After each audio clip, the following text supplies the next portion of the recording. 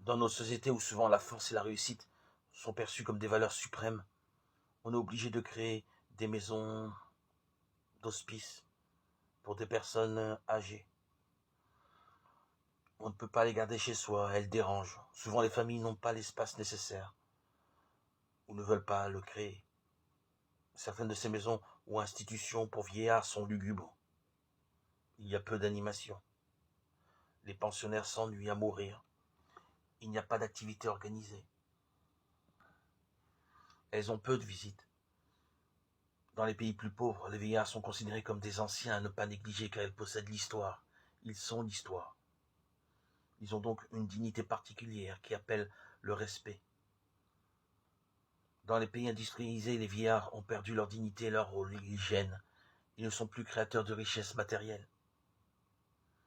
Dans nos sociétés riches, un mur se dresse entre forts et faibles. Tous ceux qui sont dans le besoin sont vus d'abord sous l'angle économique. Ils sont pris en charge par des professionnels, des assistants, des travailleurs sociaux, des éducateurs. C'est alors que les citoyens, individuellement ou collectivement, ne se sentent plus responsables des personnes faibles, de leur propre famille ou de leur entourage. Ils se déchargent de leurs responsabilités sur l'État. Bien sûr, l'État s'appuie sur des associations privées. Ils encouragent le bénévolat, mais d'une certaine façon, le sentiment de solidarité se perd.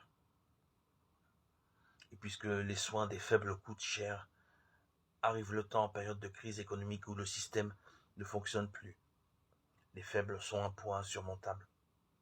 Il faut s'en séparer. Ils sont un poids qui empêche la réalisation d'autres projets plus intéressants.